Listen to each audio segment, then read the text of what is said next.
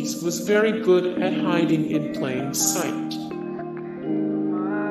Keyes was very good at hiding in plain sight.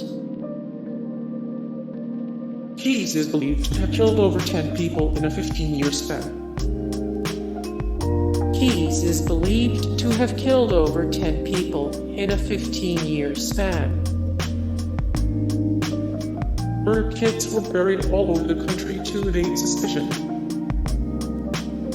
Murder kits were buried all over the country to evade suspicion.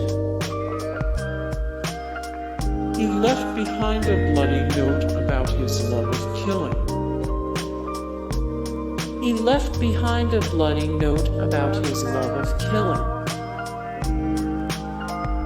Here is video footage of his last victim, Samanta Koenig, being kidnapped.